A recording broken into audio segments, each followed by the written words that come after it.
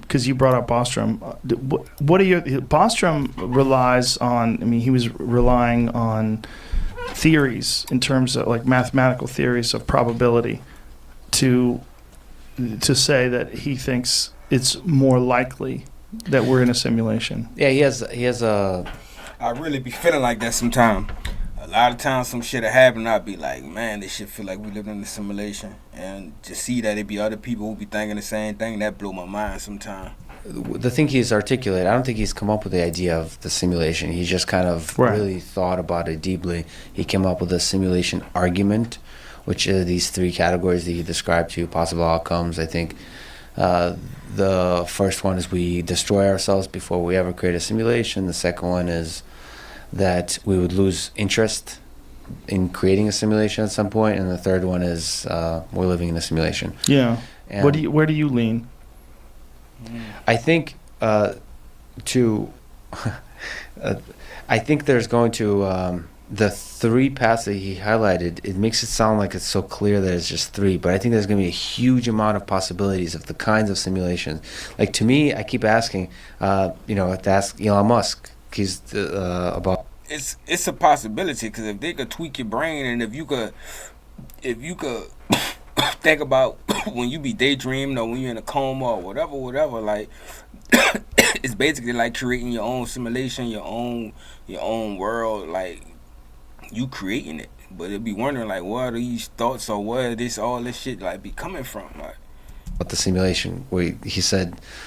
What's on the other side? What's outside the simulation? Right. Yeah, I think I asked, what would you ask an AGI system? He said, what's outside the simulation is the question. Yeah, he believes in it. Or at least he entertains it as a troll. The Elon Musk embodies like the best of the Twitter internet troll, a meme, and a brilliant engineer and designer in one. It's like a quantum state that you can't quite figure out what's the coupling. Because I don't know if he's trolling, but I'm the same way. I love asking people about the simulation, even though I get a little bit of hate from the scientific community. Right. But it pushes. Why do you get hate from the scientific community about simulation? Because they act like science is the only thing that's right. Like all science is just right about everything they see when it's already proven. Like they come back years later and be talking about they was wrong, found out more evidence and more of this and more of that. It's a ridiculous notion if you think of it like literally, that because it's not a testable thing, or we don't know how to test. Like, why are you talking about this?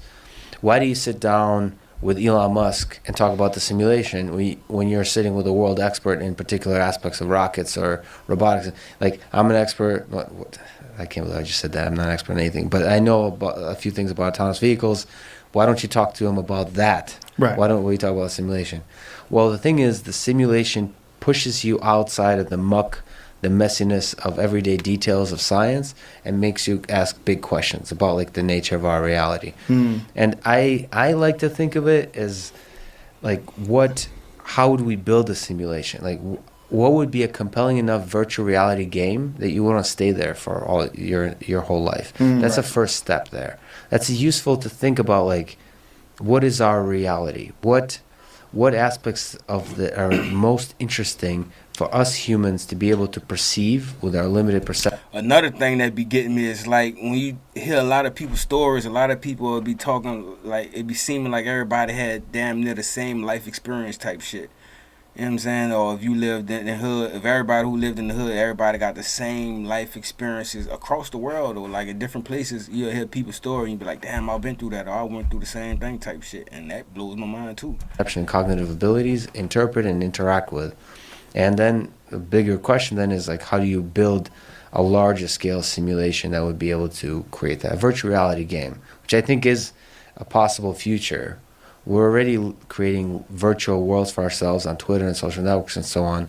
I really believe that virtual reality we will spend more and more of our lives in the next 50 to 100 years in virtual worlds. And the simulation hypothesis, the simulation discussion is part of that.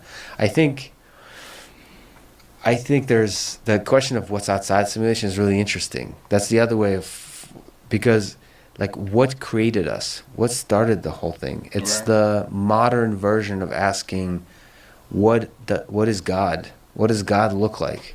It's It's not digging I hate. It's realizing I've been digging in the 'Cause wrong even, place. I like, used to treat research like a warm up. if you- Let me just grab if some you info think real about quick. it, like you said, God or It's whoever asking, what is the created it programmer? is still basically put us in a simulation type of thing. Somebody created it and made it to where it is to what we is, and that's a simulation. Look like? I think that's a fascinating question, but arguing that we're already living in a simulation, I think you've got Yeah, stuck right, on that's that what I'm little saying. point. Mm-hmm. I think it's not that.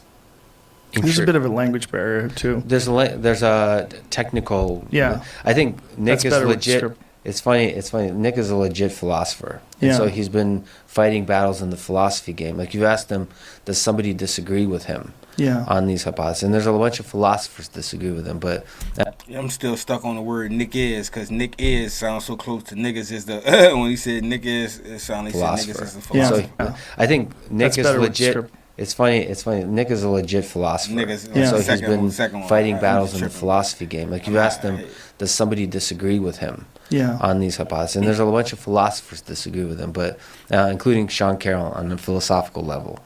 And a lot of the arguments are in philosophy, and they're Mhm. sort of technical, and they're about language and about terms and so on. But I think, yeah, it's very possible that we live in a simulation. I think one of the constructs of physics, theoretical physics, with many worlds interpretation of quantum mechanics, as Sean has talked to you about, Mhm. reveals some interesting sort of fundamental building blocks of our reality. There's something I don't think people have talked to you about, which is like the coolest thing to me, the most amazing thing that nobody can explain yet, are things called cellular automata. And there's a guy, mathematician named John Conway, who came up in the 70s with a thing called game of life. And cellular automata are these two-dimensional, one-dimensional, but game of life is two-dimensional grid where every single little cell is really dumb and it behaves based on the cells next to it. And it's born when there's like a certain number, like 3 cells alive next to it, and it dies otherwise. So it's like a simple rule for birth and death, and all it knows its nearby surrounding and its own life. And if you take that system with a really dumb rule and expand it in size, arbitrary complexity emerges. You can have Turing machines, so you can simulate perfect computers with that system, and it can grow, and all these behaviors grow. Like if people Google like game of life, and you can watch this extremely dumb, simple system just grow arbitrary complexities. And what you start to realize that from such incredibly simple building blocks that don't know anything about the bigger world around them, you can build our entire universe. You can build the kind of complexities we see in this. So like we think like God is like designing every little aspect or whatever of our world, or a simulation hypothesis. The simulation is designed by hand, like I'm going to craft these things. What you realize is all you need to do is just set some initial conditions, set some really basic rules, and allow the system to grow. Right. As long as it can grow arbitrarily, just crazy stuff, amazing stuff can happen from simplicity, That's why complexity. That's why the saying you could be what you want to be. You could create you could really create your own life if you really know how to tone into it. Can emerge, and that for like if you study you this a already little bit create closer, your own just life. like watch it. People can watch a Game of Life on YouTube and think about what it's showing, like for 10 minutes. It'll blow your mind. The fact that from simplicity, arbitrary complexity, beauty can emerge is like incredible. So for the simulation, the creator of the simulation is probably some 13-year-old nerd living in his mom's basement.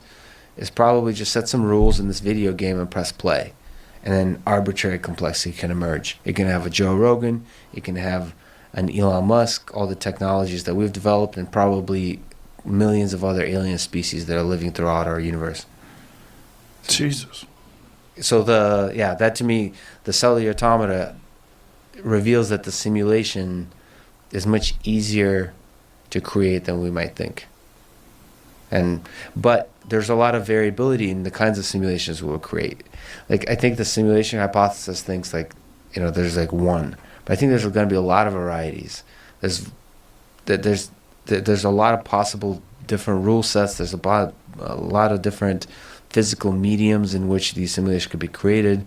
It can be a completely virtual world. The role of consciousness, whether you make most people conscious or not, whether most of them are philosophical zombies, or they're just like non-player characters, and it's just you, or is your mind simulated? Like the role of suffering. So consciousness brings with it this idea of basically, subjective experience. And with subjective experience comes the idea of pain and fear and so on. The thing, again, my Russian romanticization of it, but I think fear of death is essential. Scarcity is essential for beauty, for life. Yeah. And that's a nice feature of this little simulation we got going on, that there could be a lot of different alternatives, I think, that could be less individualistic, less... بسم الله الرحمن الرحيم ويطعمون Talking a الطعام whole على lot of حبه nothing, but he مسكينا talking that shit. ويتيما وأسيرا إنما نطعمكم less consciousness can be present in different kinds of forms. So I see there's a lot more options than those three that he highlights. And we can destroy ourselves in a lot of interesting ways. The entire civilizations, from AI to nuclear weapons to biological to all kinds of weapons. So it's almost like whether it's a simulation or not is almost irrelevant. The complexity of the existence and all of the various pushes and pulls that keep everything together, they're almost operating like some grand plan, whether they like it or not, whether or not a grand plan exists. All these different things are happening, and everything is moving in a very specific direction, right? It's moving towards further complexity. Like I was having a conversation with a friend of mine last night where we were talking about phones, and we were like, like when are they ever going to look at a phone and say, I think we're good. We don't have to, the camera works great, signal's great, and call people, you can text people, let's just stop innovating right here. And we were both laughing, like it's never going to happen. But even though we admit, like if you have an iPhone 11 or a Pixel 4, is that what you have? Yeah, It works. 4, yeah. They work great. You don't really need anything better. Like in terms of the way our culture works, you get so much done on these things. You can bank on them. Is it okay if I'm drinking all your waters, by the way? Yeah, we have a lot of water. Yeah, Okay, cool. Please. It's Here's free some water Russian. thought like that for some stupid shit. Disrupt your It's very thought. polite of you. Just the existence itself, whether or not there's a design to it, it seems to operate in a matter that would indicate there's a design. Right. The design doesn't have to be It real. It does doesn't have seem to like we're designed to go in a certain direction. Like it's just meant be for. a simulation.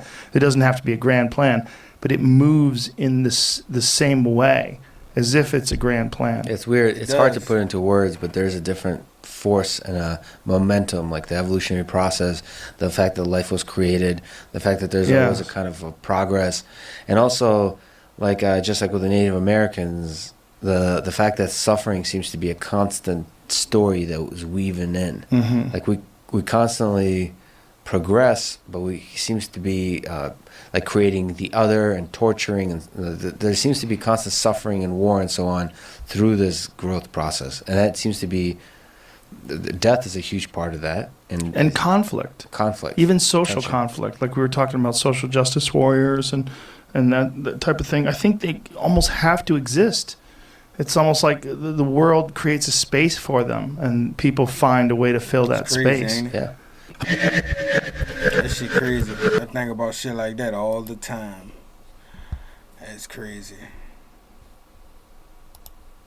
I thought it was gonna be more explanation than that, but that was cool.